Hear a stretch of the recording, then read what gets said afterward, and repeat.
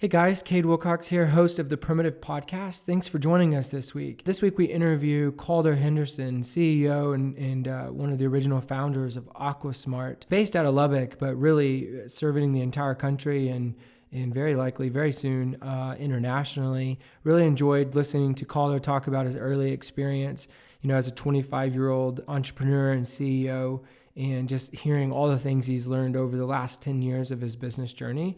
So hope you enjoy this episode, and thanks for listening. Really appreciate you taking the time to join us on the Primitive Podcast, and look forward to sharing many episodes with you in the near future.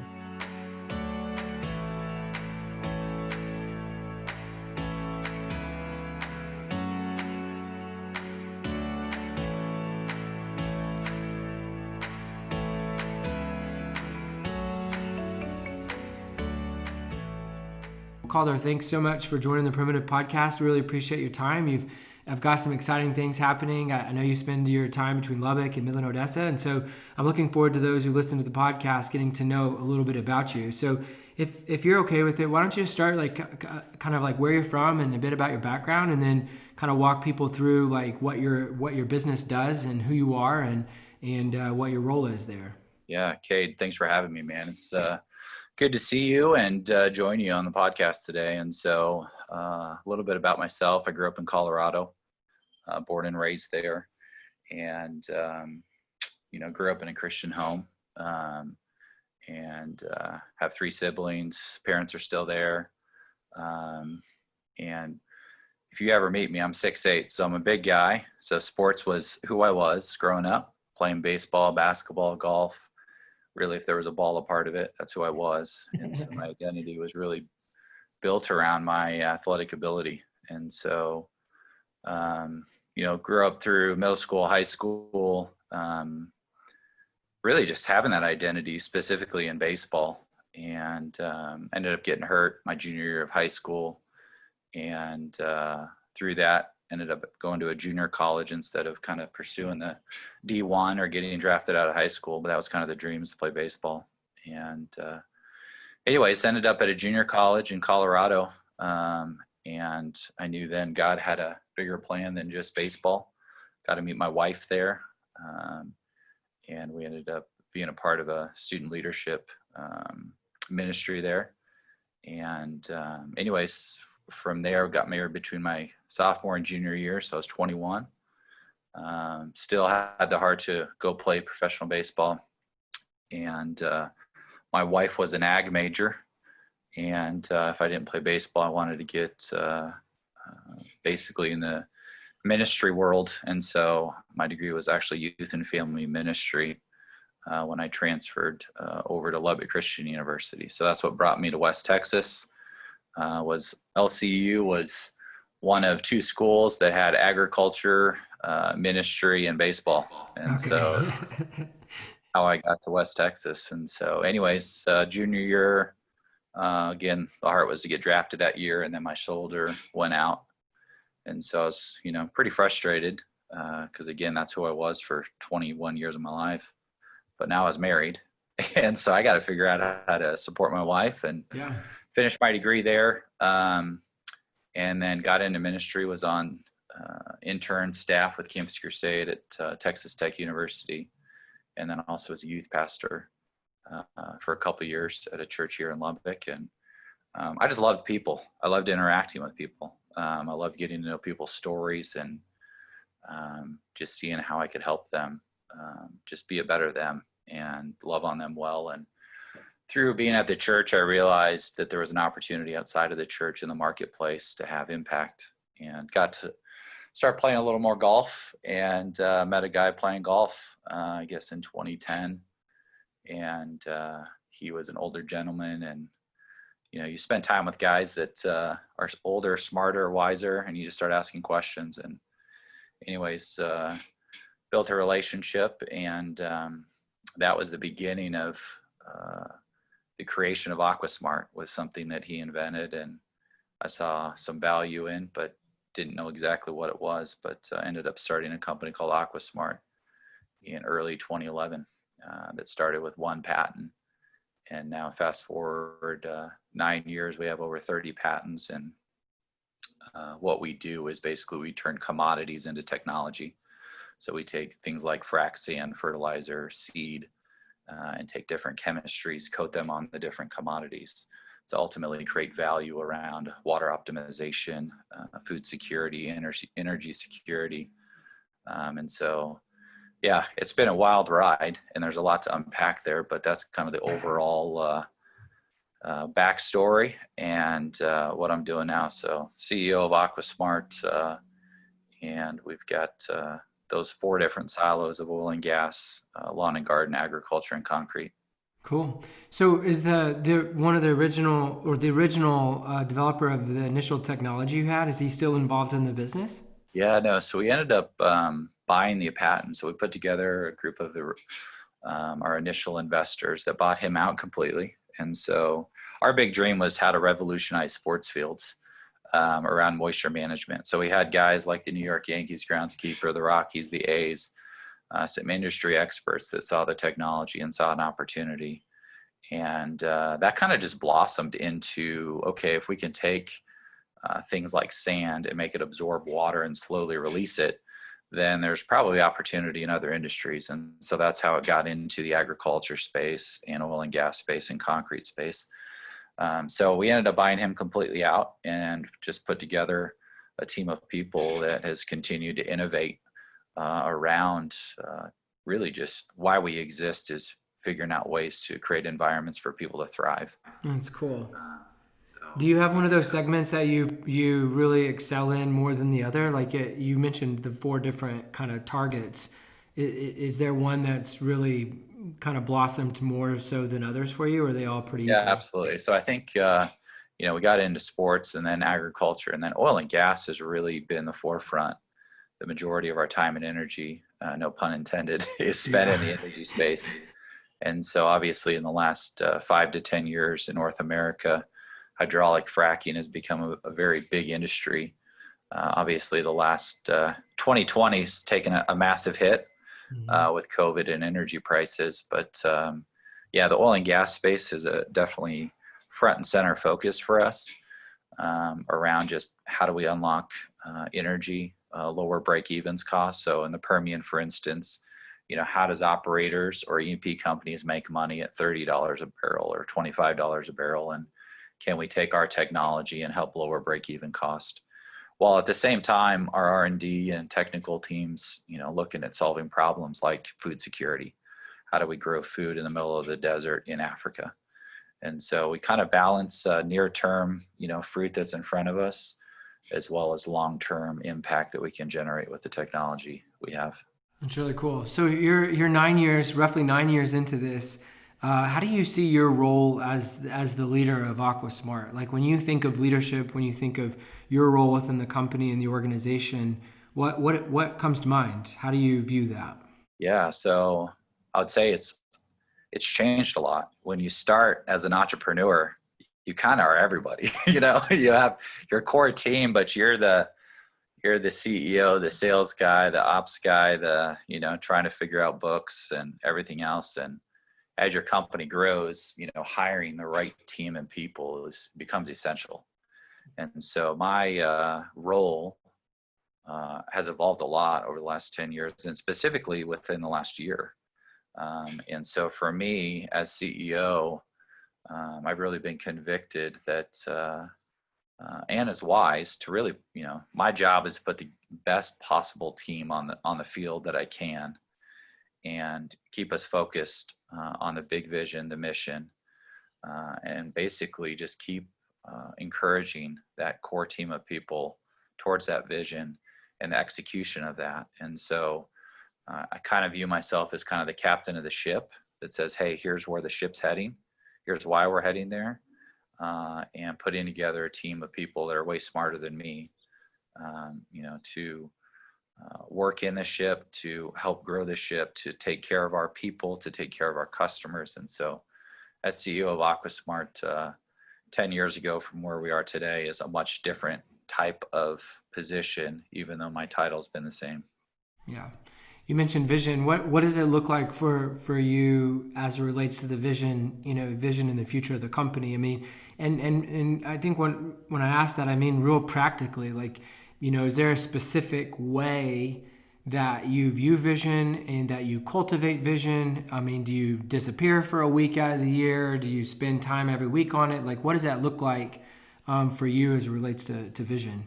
Yeah, so great question. So our executive team, there's 5 of us on the executive team. We just got away just recently because we made a strategic hire with the new president and COO of AquaSmart, who's a great guy. So our core team got together and just said, hey, why do we even exist? Why are we showing up every day in the morning? What's the purpose? What are we doing? What's our core values? And so I think with that came this, why we exist is to create environments for people to thrive. And so everything that we show up every day, every morning, we're looking at through the lens of, is our customers thriving? Is our vendors thriving? And is our own people thriving in where we're heading? And so with that, then our core values of AquaSmart getting played out on our day-to-day basis. And that's hard to do, because especially as you're growing, you get more and more people. Instilling that in our team. So one thing I really appreciated about our new president COO, he's really, really good at stuff like this to instill in our team and to, including myself, like together we're coming in and saying, all right, how do we really build a culture and ethos around this vision and mission of where AquaSmart is heading? And so it starts with a team, and then kind of where we're going. We'd love to continue to grow our oil and gas and domestic lawn and garden agriculture and concrete space. We'd love to be in the Middle East, Africa, figuring out how to unlock energy as well as food security and infrastructure. And we're in the middle of those conversations. But I think for us, it's, what's right in front of us, the 30-day, 60-day, 90-day, executing on that, while then not forgetting kind of the 5-year plan. Yeah.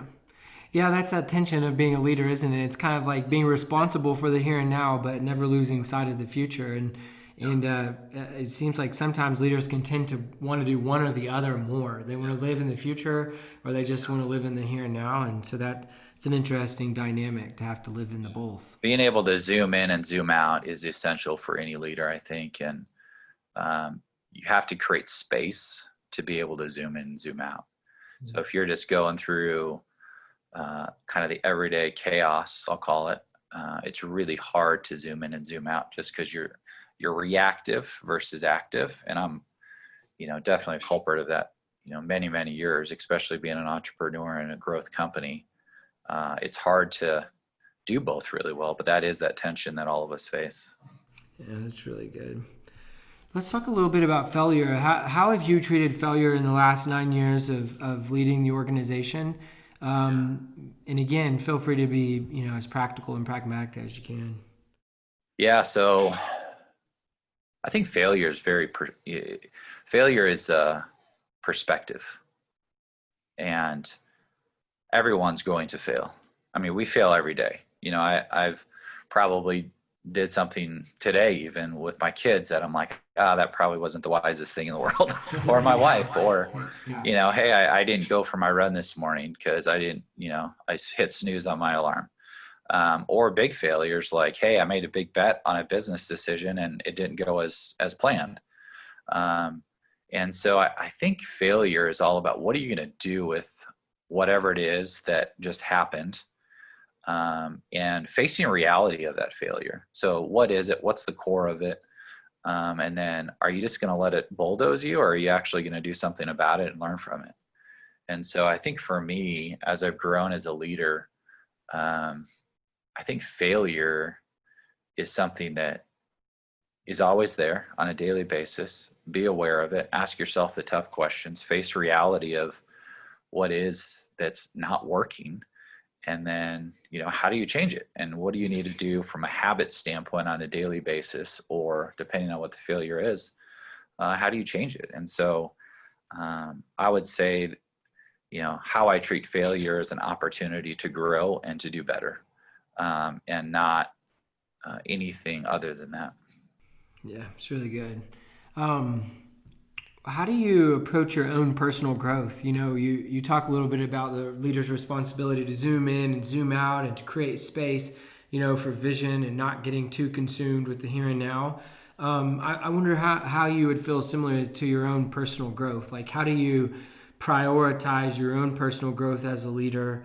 And what does that prioritization look like as you kind of fend off the here and now and the very natural things that come with managing and leading a business? Yeah, another great question. So I think for me, one thing that I've really done, especially as a young entrepreneur, I started AquaSmart when I was 25, and I just wanted to sit at the feet of people and men and women that have been 20 years ahead of me or 30 years ahead of me. And if you spend much time around me, everyone just says, man, you ask a lot of questions. And I do, because I'm like, hey, you've got 30 years more experience from me. So what can I learn in the next hour from you? So for me, as I've, have my own personal growth, is putting myself around other people that I want to become more like. And in that, though, for me, because of my relationship with Jesus and being a believer, spending time in God's word has been huge on my own personal growth of what is truth. Who did Jesus spend time with? How did he live his life as a leader? How did the disciples, interact as leading a church? And so for me, it's been really spending a lot of time with people, asking questions, getting in the Word of God, and just saying, "Where's truth?" And I think that's where my inspiration has come from. Is when everything's said and done, there's not a whole lot that lasts besides relationships. So we've been given businesses, we've been given family, kids, everything else. And when everything's said and done, regardless if you have a cool product that makes oil and gas better or food security, what relationships have been impacted in and through that lens of the business or opportunity you've been given. That's really good. Are you into reading podcasts? Like, are there other things that you kind of lean into for some personal growth? Yeah, I listen to your podcast all the time. Yeah, yeah, right. So yeah, I love, I've got probably a book every 2 weeks that I'm going through. And so I've always heard, my father-in-law says, leaders are readers. It's so true. I mean, here's the thing is, you get some of the smartest minds in the world putting their thoughts down, whether it's a podcast or in a book, and you can capture that in a book. And so definitely go through all sorts of different books, podcasts. Craig Rochelle has a great leadership podcast that I listen to. Story Brand guys have a great podcast.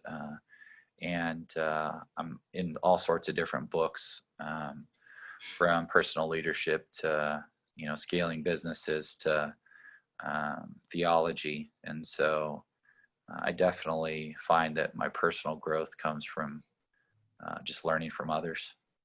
That's good. How do you balance, how do you balance life? How do you balance work? How do you balance travel? You've got young kids, and Yep. you've got your family. You've got your spiritual life. Like, how do you balance all that? What's your approach? And then two, when you're not balancing it well, what are those kind of triggers for you that help you see and understand? Like, okay, I'm out of balance here. Like, what does that look like for you? Yeah, that's a awesome question, and so important, especially in today's society. We're on this performance treadmill that it's hard to get off. So this idea of balance, I haven't been good at, to be honest. When I started AquaSmart, I felt like everything was urgent. And so when everything's urgent, nothing's urgent. And it just, Yeah. kind of piles up. And so for me, balancing really what's most important. So starting with my relationship with the Lord, to my wife, to my kids, then my business. And so by no means do I have this figured out. I think it's a daily, for me, just constantly figuring out what rhythms do I best function under, on the emotional, physical, spiritual, mental aspect, and how do I become the best me? And then looking at my priorities of saying, hey, have I spent the time that I need to with my wife today? Have I given her 30 minutes of my undivided attention to focus in on how her heart is, or, how my 6-year-old's day was in kindergarten, and what did he learn today? And did I play Legos with him? And so I think for me, technology is great, but it's also a curse because it's Yeah. always connected to you. So this has definitely been, as a leader, one of the hardest things is how do I, as a man and as a leader, um, balance these rhythms. And um, I've gotten better at it, but I definitely am not where I want to be either. And I think that goes back to what I said earlier. I think when everything's said and done, we're probably not going to say, man, I really wish I put 60 hours in that one week. But I think that, 6-pound bass that you caught with your 6-year-old and saw his face light up, those are moments you're never going to forget. And I think that's the reminder for me, just to step back and make sure that I'm being intentional with my friends, my family, and really spending time with what matters. And God's given us our company for a reason. And I put a ton of effort into that and steward that well. But it also can take over your life if you don't, aren't careful with that kind of performance treadmill and just pursuing the American dream.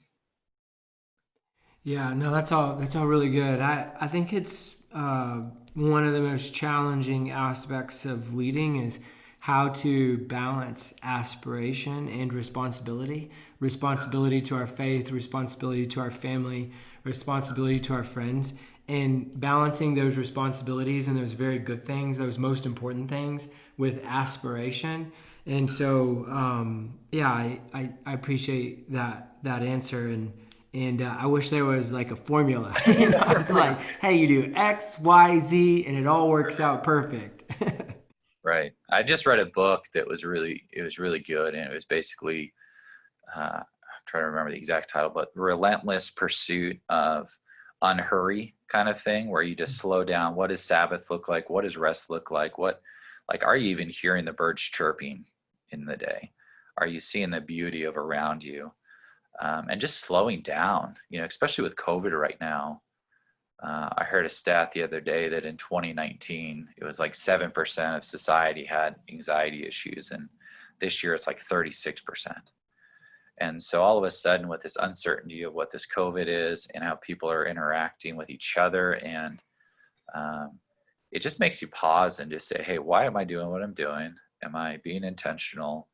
Do I have rhythms that are being impactful? But it all starts, I think, with yourself and your spouse and your kids and at the home. And if that's not in order, then you're going to see the impacts of that in the office, Yeah. or in church or wherever else. That's right. Yeah, that's right. You mentioned that you love to spend time with people, 15, 20 years ahead of you, ask a lot of questions. I wonder, one or two people that have been super influential in your life, and some of the things that really jump out to you that you've learned from them. Like, can you identify a few of those people, but even more importantly, what are some things that really jump out to you that you've learned from asking them questions and from being, around them and spending good time with them? Yeah, no, that's another great question. There's so many people that have come alongside me in my journey over specifically the last 10 years for my wife and I. And I pull nuggets kind of just from different people depending on what I'm talking to them about. So we have couples that are very kind of business minded entrepreneurs that have kids and just say, hey, how do you grow a business and have 6 kids? And we only have 2. But I think as I talk with all the different types of families we spend time with, I think the consensus that everyone has communicated is life's not a sprint, it's a marathon. Learn how to Sabbath really well, figure out how to turn off, and root yourself really with truth of scripture. Being a follower of Jesus, scripture is where truth exists and the Holy Spirit's alive. And I think for us, it's been relying not on yourself, but of Him. And, He'll direct your paths. And so I think as we've spent time with those people, Um, it's kind of been rooted in that within a heart of generosity. If you're going to build up an organization that has wealth, um, what are you going to do with the wealth? And I think that's been another thing that a lot of families have encouraged us with that have significant wealth is the generosity behind it. Are you going to give back and create more value for those that maybe don't have food or don't have shelter or have water or even know disease and so forth? And so I think those are things, as we spend time with people, the generous heart and being rooted in intentionality, Sabbath, et cetera, have been some pivotal conversations that I've had that need to continue to have, and just trusting and not just staying on that performance treadmill to do everything on my own. No, that's good. Last question for you. What if you could go back 10 years ago, right when you were starting AquaSmart, and talk to the 25-year-old Calder, what are some of the things, knowing what you know now, what would you tell him, and what would you tell him to maybe do differently than what you did, again, based on your wisdom now? Yeah. So I think what I would tell the early Calder is kind of like what I just said. This is not going to be a sprint. It's a marathon. Because I went out of the gates super strong and fast and hard, and have been on that journey for a while. And it really was about 6 years ago that when I was diagnosed with Lyme disease, that it forced me to stop and pause because I physically had to. And so it's funny how God brings things like COVID or Lyme disease or events in life that make you just pause and say, okay, why am I doing this? And so I would just tell that young Calder, slow down. Make sure you're giving yourself enough space to know where you're heading, why you're heading there. Make sure you pay attention to what's really most important. And not everything is urgent. And you don't have to control circumstances. You need to show up every day and give it your 110%. And I think also from a business side, build a team of people that are way smarter than you, realize where your weaknesses are, and be okay with those weaknesses. Not that you're not going to work on them, but allow other people to thrive in areas that you just don't need to thrive. So I think for me, that's been where I'm heading towards, is what am I personally really good at as a CEO? How do I live in what God's gifted me at?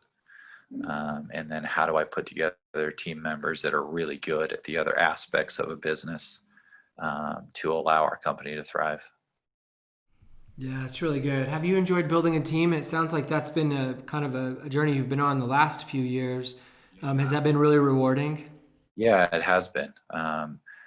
Hiring and bringing team members on just to see how they are skilled and how everyone's so different.